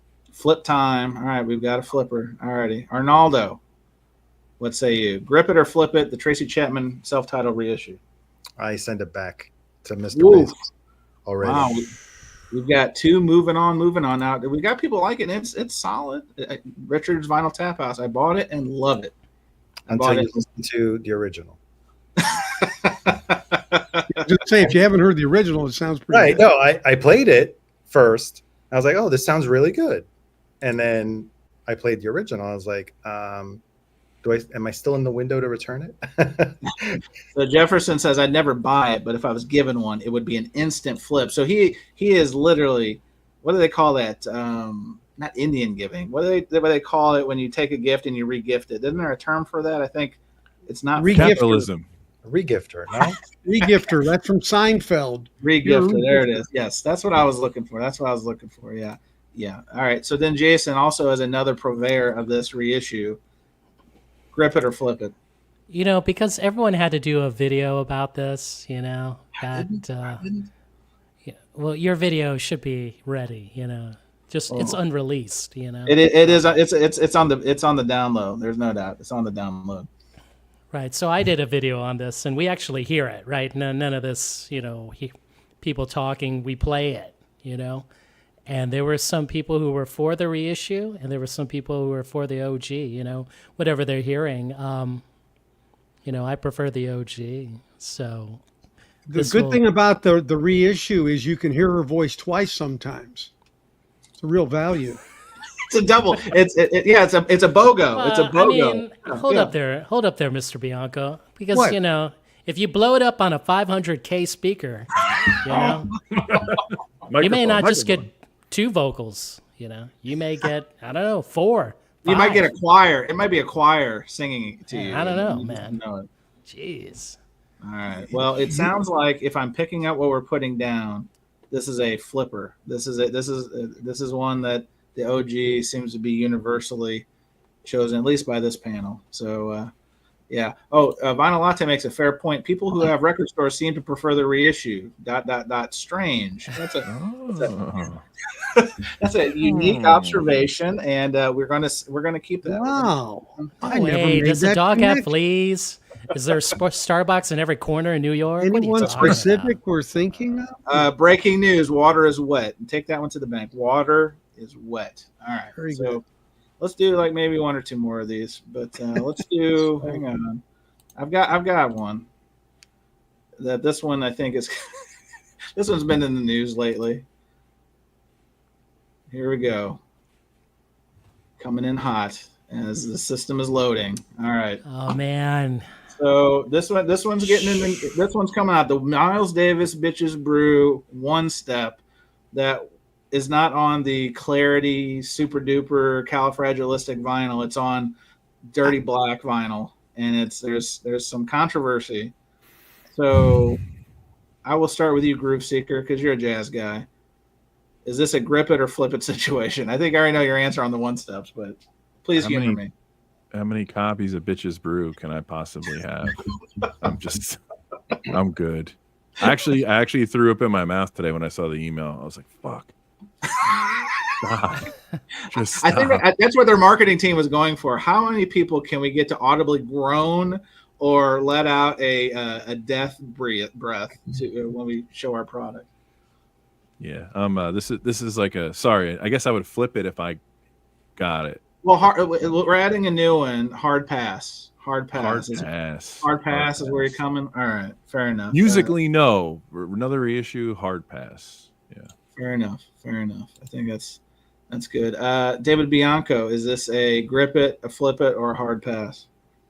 It'd be a hard pass, and it's not on super vinyl, not Clarity, because that's acoustic sound / analog. Oh, I'm sorry. Whatever the proprietary stuff that super vinyl it's called. Super vinyl. Thank you.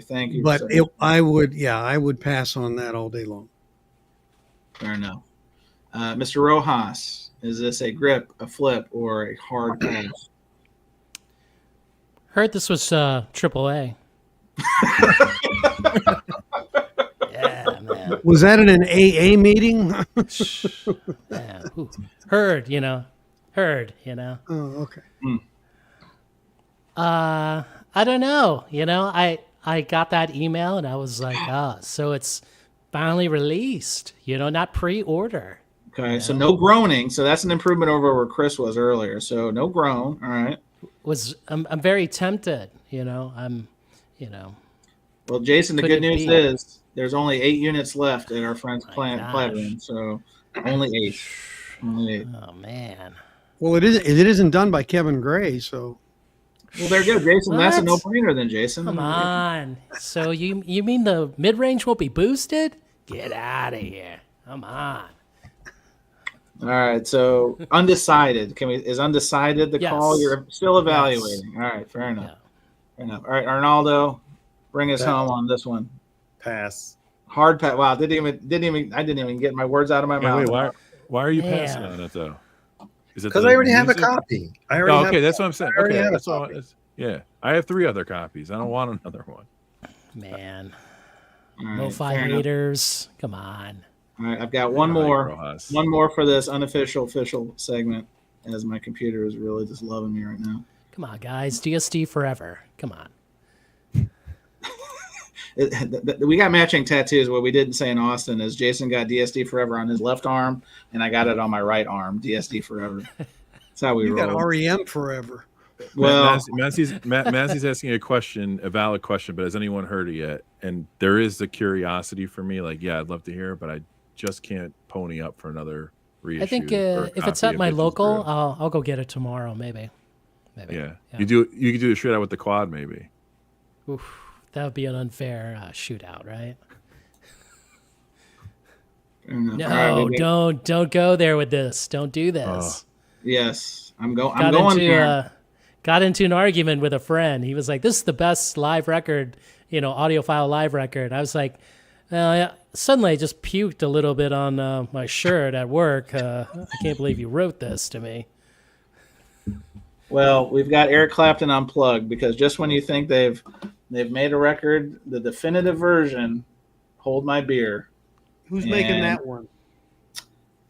Good question. Let me. Oh, it's on Money Grabbers Records, I think. It's on Surf Dog Records. Cash Grab Records. Surf Dog, what? We've got Surf Dog. So this is not what's his one? The Duck, Old Duck or whatever. Isn't it Duck Records like his usual imprint? He did a 1-step of it. Oh, that's right. I'm the long time time ago. ago. Of it. So you've got a 1-step. You've got the Bellman 2011. You've got the original UK OG. They've done this one so many times. Now the difference is that I did read this description, and they did say that this includes features tracks not included in the original MTV airing. Selling point? ? I don't know. It's all new, extended, remixed, and remastered edition with never before interviews of Clapton discussing the inspiration behind the songs just before he took the stage, seamlessly integrated with the performance audio. Seamlessly. So, Arnold, does that change your mind? I have the CD. What? I don't know that title. I don't own Outta it. here. I don't own it. But Arnaldo, this is the enhanced edition. Enhanced, seamlessly mixed. It's from Surf Dog. Come on. I'll let someone else buy it and review it, and then we'll, decide. So you're open to being influenced by the greater vinyl community on this one? Is that? I'm not running to get it. Okay, fair enough. They have plenty in stock, right? They don't even have a low. They don't alert. even give you a number. Yeah, when they don't give you a number, that means they've got the back room is filled with these. Maybe they're not filled to the ceiling like Mike Esposito likes to do, but still the same. Stacked on top of one another. David Bianco. I'd like to see who remixed. I'd like to see who remixed it, but I'm interested because of it being remixed. Fair enough. Yeah, there's not enough information for me. Okay. I do have to put this comment. Mazzy does say the inspiration ?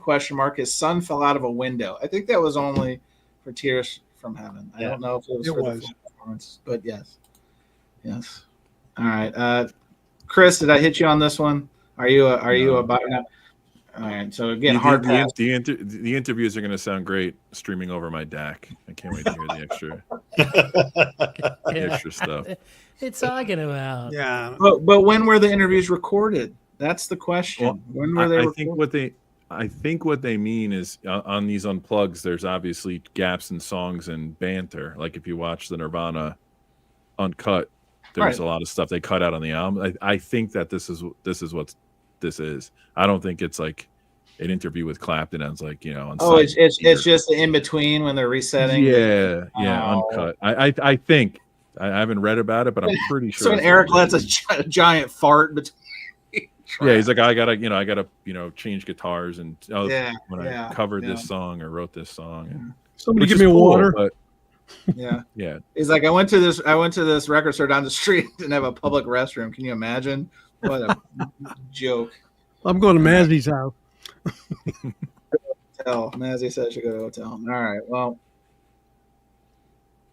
let's call that the trial run for that segment. We'll let the masses weigh in and say if that's something we should bring back, continue, etc. So now let's do the real freestyle.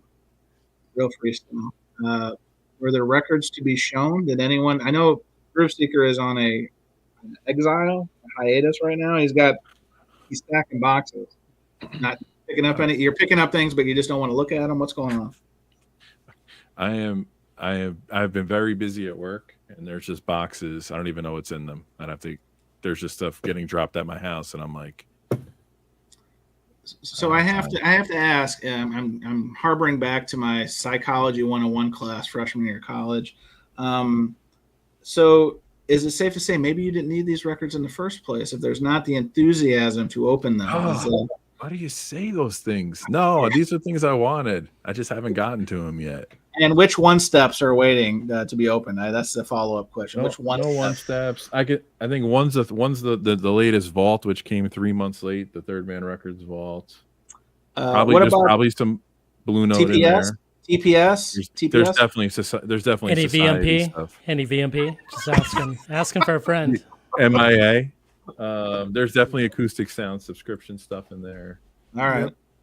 So just your typical stuff. Yes. Mazzy says, I think Chance's family used my restroom. Correct. One of us, I won't tell you who, we did what's called an upper decker. I'll let you look that one up online and figure out so wrong. What that means. We did an upper decker, Mazzy. So I hate to tell you now. It's almost a year later, but if you haven't found it now, I don't know if you will. Was the chandelier intact when you left? Oh, jeez. No, I think because that was a subject of conversation at the table. So I think it had already been desecrated at that point. Oh, too funny. All right. Well, anyone want to go through pickups? I can show some of these Austin LP, but David, you got the Badfinger. Let's talk about that. What do you got? Yeah, I found that at a store in Austin. Is it the second pressing, or did they repress it? I don't think so. Not lucky. It's the first. The guy said he's had it for a few months. So. Oh, okay. Good. Yeah, I was surprised to see it, to be honest with you. because everywhere I've looked for it, it was, MIA. I didn't know you were looking for it. Well, I didn't know I was looking for it either. I did get a nice. Was that opportunity knocking, David? Is it safe to say that was opportunity knocking? Yeah, it was calling me. So I got the Half Speed Master Boston second release, it's the reissue of their Half Speed Master. So cut a little better than the first. So found that. What are you showing, Jason? I mean, is there a to switch to? I think my computer is upset with me. I'm telling you, guys. I'm telling you. Hang on. Oh, there you go. I don't know what's going on. There we go. There he is. Gotcha, David. Gotcha. Okay. All right. What about? Let's see. How about? Oh yeah, I got a sealed copy of FM, the soundtrack. Cool. So I'm gonna send that off to Novice Nick. Sealed copy from like 50 years ago? Yeah, well, whatever years ago. No, 40, right? 78. Yeah. It's not, I mean, it doesn't feel real tight in the shrink, but we'll see. We'll see. Is it possible that it's a reshrink, David? No. I don't know. I'm going to open it up and take a look at it, just make sure nothing's warped. Because I actually found 2 of those in Austin. I don't have the other one. I actually found 2 sealed, so I bought 2 of them. It's one of those records I tend to give away. So. Sure. That's it. Cool. All right. Well, David, good showing. Anyone else before I do some Austin stuff? Arnaldo, you got anything new you want to flex? No, I picked up some things at Academy. Was it yesterday or 2 days ago? Yeah. I'll get them, but you can go ahead and show. I have to get them in the other room. All right. Well, hang on. This is my computer really having a winner today.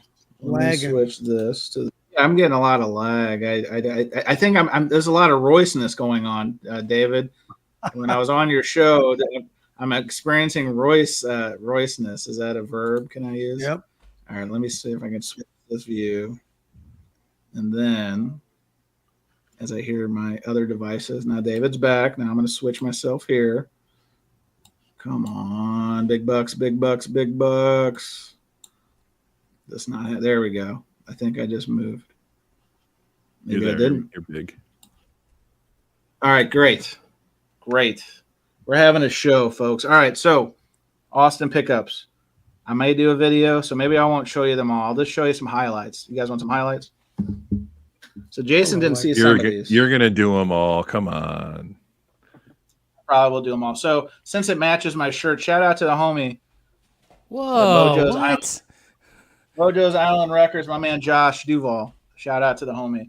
But yeah. Oh my gosh! What? I think what they call this in the shrink wrap.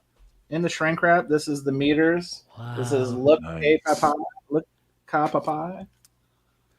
Delightful. You didn't show me that. That's amazing. This is I think it was my Break the Ice record. It was the first one I bought Friday. Nice.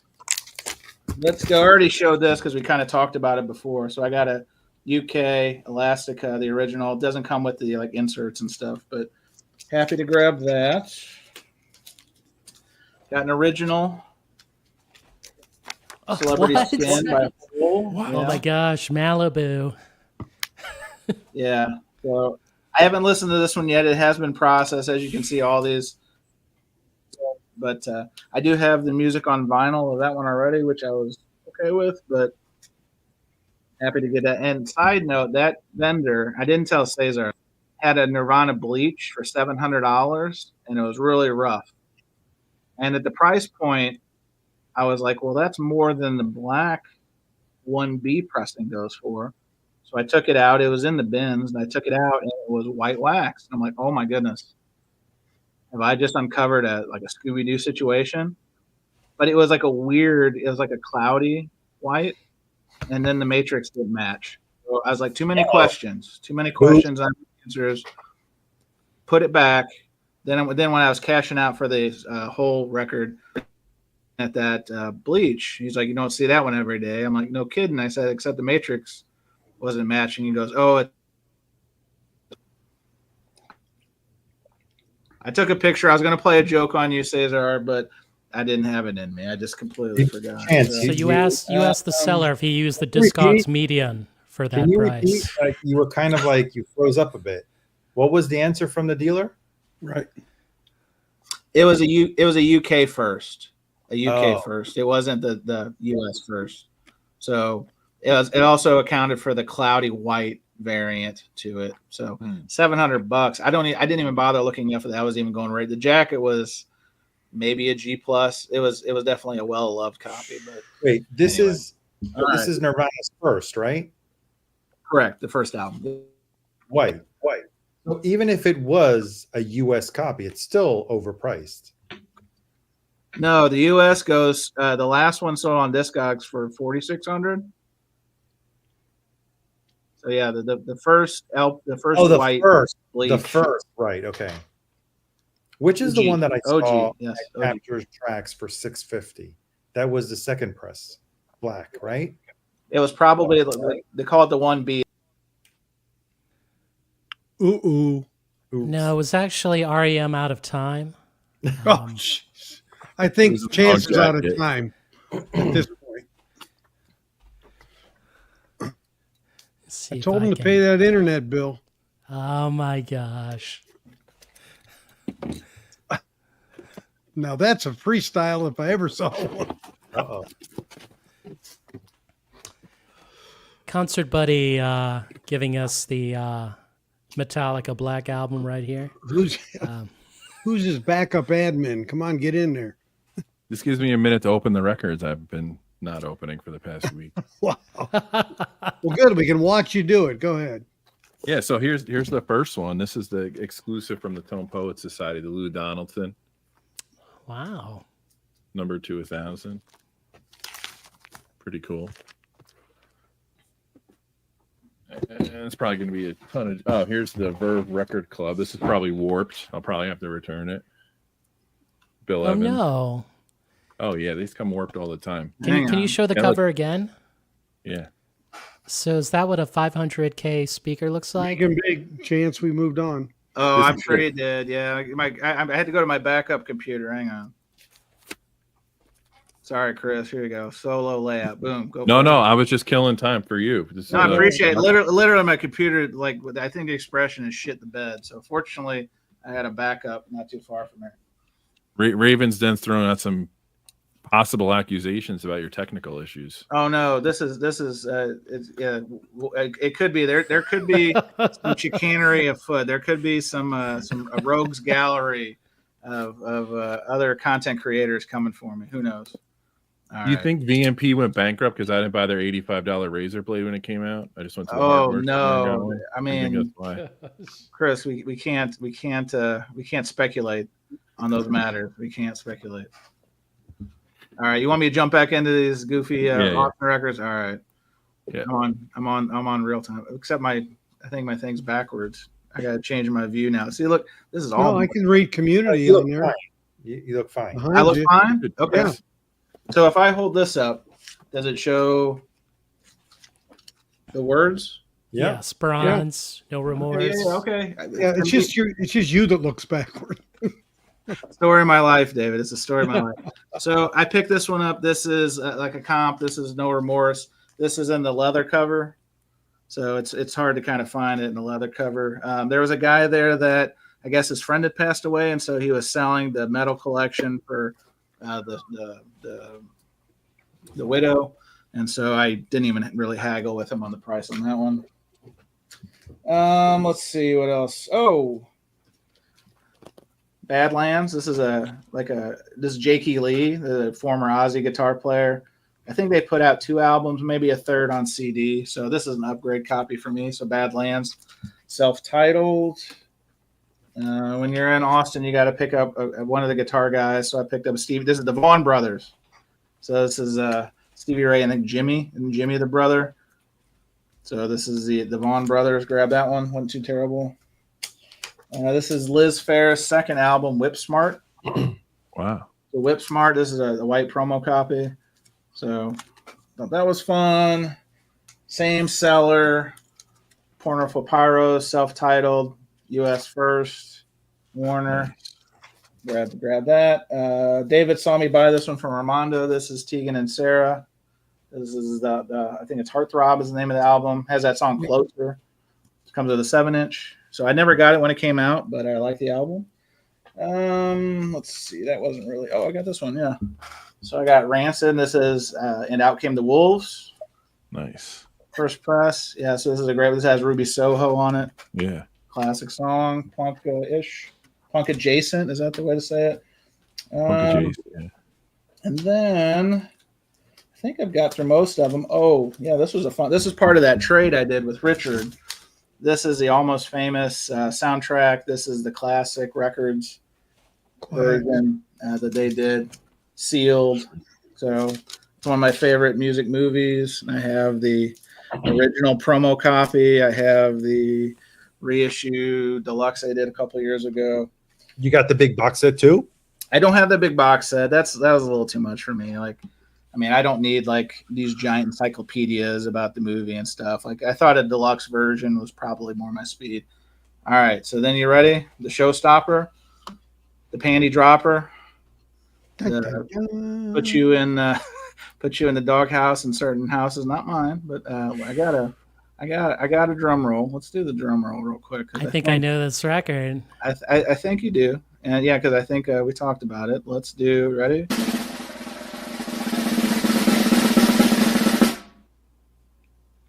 So if you watch my video 2025 wish list, this was one that I thought would probably be very hard to attain. I've been doing a lot better on my Townes Van Zandt Poppy Originals, and this is Nick Drake, second album, Brighter Later. This is a UK first press with the pink rim and the textured cover. I don't know if it'll come up on the screen, but it's a textured cover. So the only thing is the spine's a little tough, but this album is over 50 years old, so you got to make concessions, right? Very cool. I just happened to be at a seller that didn't even have this on his table. He had like a U setup, and he didn't really even have bins. He just had records spread. It was over by you. Yeah, I saw that. Yeah. Hollywood Records was the guy, and he I knew saw Jim him. Kaplan. We talked a little bit about that. So I'm just talking to him, and then we're just talking. He had some hip hop records, nothing I was really super duper interested in. And then he just like pulls this like almost out of his pocket and puts it down. And I'm like, oh, whoa, what do you got there, guy? And so he's like, do you want to see it? Of course. And he was one of those guys that I don't think he had prices on this stuff. So took it out. I looked at it. The vinyl is very, very nice. Like chef's kiss. I've played it already. It's fantastic. But it's a substantial amount of money. It's, let's call it cinco ceros, right? Which is considerably less than the going rate, right? So Cinco Drano. Well, Cinco Drano. Right, it wasn't from the tomato lady. No, it wasn't from the tomato. Take the tomato lady and blow that number.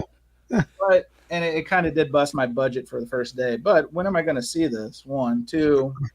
It's well below. Like if you go on Discogs to find one in the U.S., I mean, maybe $1,000. Like this is a heavyweight situation. So.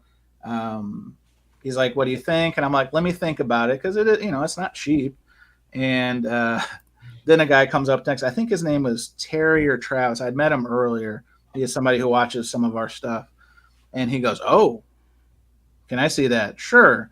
So while he's doing the dance, he's looking at it. The guy's talking about it. I'm over there just looking at comps, making sure like, hey, this is probably going to take a big chunk out of my budget for this thing, but you got to knock when opportunities, knocks, or you got to answer.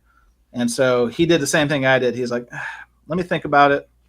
And so the guy put it back in the wrapper, and then he looked at me and he goes, you're going to get it, aren't you? And I said, why don't you just hand that right over here? And so, yeah, we did the deal. And He could say he touched it. He did. He put his fingers all over it. So the humdinger, I had to get those out with the humdinger when I got back home. But no, that was exciting because, again, of the records I kind of set like a target for this year, I didn't think the UK first, Nick Drake's, because Michael at Vinyl Rescue, his preview, he had some UK, I want to say second or third press, 1976, Pink Moon, Brighter Later, and I don't know if he had he had Leaves. And so tempting, because it is far more economical than originals. Did go check them out. I was thinking about those, and then I ran into Mr. Hollywood Records, and we did the damn thing, as they like to say. And so, yeah, that was pretty exciting. Now, then all of a sudden, like I was sending people some messages. I think Jefferson was one of them. And then all of a sudden I'm getting my inbox from people. Here are some other ones. And I was like, whoa. I've got to do a lot of DoorDash work to pay for this one. So I got pizza. I got to deliver some Pizza Hut tomorrow night. I've got Domino's and Papa John's the next couple of nights. But anyway, highlight, probably my favorite pickup, highlight of the weekend for me. And yeah. It's a good one. Congrats. Year. Well, feels good. Year's not over it, Arnaldo. We haven't. You got two more to complete the. Like I said, well, one down and two more to go. I don't know. I've never seen a Leaves in person. To be honest, I've seen the reissues. I've never seen a Leaves UK. I've never seen an original. I've seen a second Pink Moon before. In fact, there was one actually at the show. I forget the dealer's name. He had one of those plastic walls, where they have like the plastic sleeve walls and I took a look at it before I bought that, and I think he wanted like 200. I know he wanted 250 for a second press of Pink Moon, but it looked the cover. It looked like a chipmunk had chewed all over it. Vinyl was fine, and I know you don't play the jackets, but yeah. So I passed on that, and then looked into that Brighter Later. So cool. Later. So there's that. Yeah. So that was fun. Yeah. All right. Well, I'm catching up because my computer crashed. Let's look at some of the comments here. I'm a broke boy. No way I could afford that. That's assuming I could afford it. So again, I'm working DoorDash, Uber Eats. I'm an app for hire. If you need me to cut your lawn and you're in the metropolitan area, let me know. Yeah. So Jefferson's saying the last one he saw sold for $3,000. Is that Leaves? Are you talking about 5 Leaves there, Jefferson? But anyway, yeah. Thank you. I lose the live stream. I'm the chump of the live stream tonight, but I won the Austin Record Show stuff. So anyway, were the guys from Los Angeles there? You mean like Lance and Permanent? Those guys? The guys with the high priced record. Oh, Rockaway. Rockaway. Were they there? Yeah. So Gary was there. The laminated printouts of the rare records that they didn't bring. So it's funny. I was at a guy named Ian. He's like a British guy. He was kind of set up in the middle. I did some deals with him last year. So I was talking to him, and apparently Gary, who are the brothers, like we interviewed Wayne for the podcast, but Gary does the record stuff. And so Gary was right next to me. He had a shirt made of bacon. He had like bacon slices all over his thing. And when he left, they were saying Gary, and I was like, "Is that Rockaway, Gary?" Like, yeah. So I meant to go find his table, because usually they're right in the dead center when you walk in. They want like that prime real estate because they've got like a real, and maybe they just didn't have the signage out, but they did not have the laminate printouts of the things that they didn't bring, but you could still buy from them. But they did have a presence there. I never saw the signage to know which one was which. Jason, did you see them? No. Yeah, I didn't see the signs. Like Gary was there, but I didn't. It wasn't like in WFMU where they had like signs of go to our website. But yeah. Could have been buying instead of selling. Never know. That's true. Yeah. That's true. I mean, the usual suspects are there. Lance from Permanent was there. Alex wasn't there. I didn't see him. No, he wasn't there. I mean, there were a lot of booths on Sunday that were half off. Oh yeah, I'm sure that's the time. If you can haul or you can ship them back, that's the time to speculate for sure. But, yeah. There was a guy who had like a silver suitcase, it was in the back, but like maybe in the middle in the back. But he had like a signed Beatles record, all 4. I saw that. Yeah. He was in the annex, wasn't he? I think. Yeah. Oh yeah, I know who you're talking about. Yeah. Now, The guy from Pawn Stars? How do you know that's real and it's not a fake? Well, when he opened the suitcase, it was like Pulp Fiction, Oh, it what glowed. are you doing? Like, Yeah. what the? He did look like Chum Lee a little bit. I gotta be honest. So it might have been like Chum Lee's brother. Okay, Tennessee. No. Yeah, there was. I mean, there was. The question was like, did you see any WoW stuff earlier? Like the Taylor Swift, I made the comment.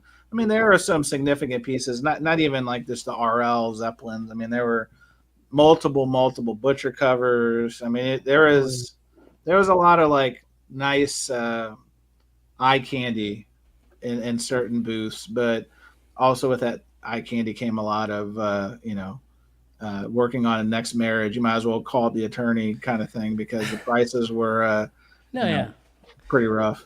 I mean, the Slolo guys, they had all that jazz on their wall. And I was Yeah. like, hey, you got that Thad Jones? And they were just like looking at me like, yep, we know. We got it. I was going to ask them like, how much is that? But I was like, you know what? I'm leaving. You know? It's funny you said that. So when I came back, my local St. Louis show was on Sunday. So I went to that because I had to meet up with a friend about something. And there was a Thad Jones that sold for $1,500.